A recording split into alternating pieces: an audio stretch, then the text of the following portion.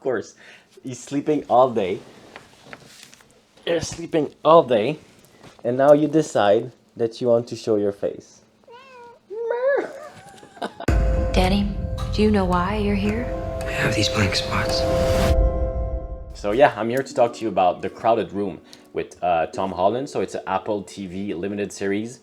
Described as a psychological thriller, Apple was very insistent that we reveal no details about the story whatsoever, not even hinting at anything. So I'm going to be very vague with my review, but I'm still going to be able to talk about what I did like and what I didn't like, because there are some things that I was not a fan of, but there are some good things in it. So overall, it's a bit of a mixed bag for me. Had some trouble connecting with it. So it's based on a true story, and it's based on a book, The Minds of Billy Milligan. If I read the synopsis, it's, in Manhattan in the summer of 1979, a young man is arrested for a shocking crime.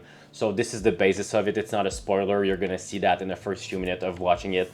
So it's kind of like a true crime series. It's a limited series, so and it's based on a true story. So there's some important things in it, but I kind of feel like they're not completely reaching the full potential that they could do. So I've seen the first 4 episodes.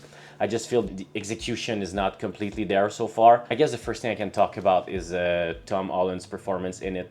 So he does a really good job, portraying really, channeling his dramatic side. This is a much more serious role compared to what he's done before, and he pulls it off. My only, the only problem I have with it is the more I was watching it, I was thinking maybe he was miscast in it, and it's nothing against him, but I started thinking about it, and then I saw Timothée Chalamet, in the role of what Tom Holland is playing, and kind of like it kept in my mind. And it's unfair to Tom Holland because he's really good in it, but maybe he's a bit of a miscast in this series. That's just my personal opinion. He's doing a really good job, by the way. This is kind of unfair to him, but it's a different role for him. He played this awkward guy, clearly has some trouble. Once again, I won't go into specific in the story. So it has a coming of age aspect to it, without the feel good aspect of a coming of age, because he's still, in school and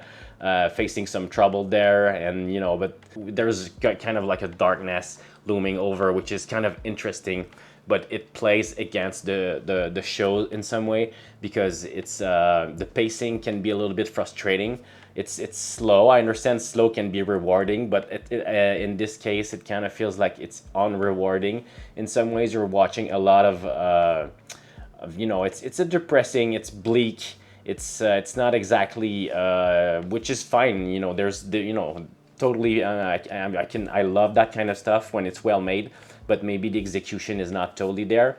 So in terms of writing, that might be one of the issue. So the writer and the creator of the show is Akiva Goldsman. And it's been hit and miss for me with him. Well, I think it's pretty unanimous. He's won an Oscar for Beautiful Mind. He wrote Cinderella Man, which is great. I, Robot, some cool film. I Am Legend.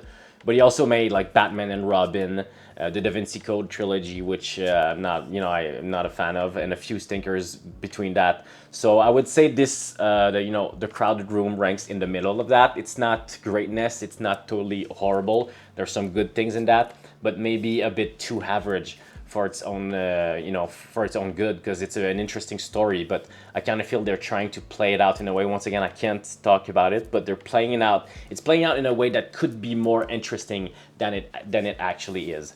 Kitty, this is not the time. Don't. In terms of technical aspect, it's set in the 70s, so the production design can be very interesting at times. But I'm not sure, no, it's really well made. I don't want to say anything bad against it, but I kind of felt like it could be a little bit more a character in the movie, because sometimes they do those establishing shots, and it kind of seems like clearly it's stock footage of New York in the 90s, and then it cuts to the actual, a scene that two characters are going to be talking, and you can feel the disconnect between the two shots. Probably was intentional in some way, like, a wink, a wink into the past, but at the same time, it kind of like makes you feel that they should have been put more emphasis in the way it's shot so that it feels more authentic to the era. But they do a good job. I don't want to say anything bad against that. Good production design. In terms of cinematography, it can be very engaging, some creative moments, but at the same time, for a show that's pretty long, sometimes it feels a little bit flat and kind of feels like there could be a little bit more life poured into that. But it's really well shot. Once again, nothing bad overall to say against the whole thing. Just some minor thing, and maybe it's just the overall averageness of the show. And I don't want to say it's average, because there's some really interesting things in it, and I'm only at episode 4. Maybe while I keep watching, some things are gonna blow my mind and kind of make me look back at the first 3 episodes. So the first 3 episodes are not gonna be dropping on June 9. So this is why I wanted to do this before I go through the whole series. Just want to give my quick thoughts, as like everyone's gonna be watching those first 3 episodes. And once again, Tom Holland do some great stuff. I like Sasha Lane in it. Some great actors that I didn't know before that are showing up. Some of the kids, well, they're not kids, they're young adults. But some of Tom Holland's friend in the movie, they're really, it's cool actors, believable, and kind of adds, make the whole thing a little bit more interesting to watch, because it needed maybe a little bit more great performances. So there's a level that they're aiming for. It's maybe too ambitious for its own good, a little bit messy in parts, but I do like what I'm seeing.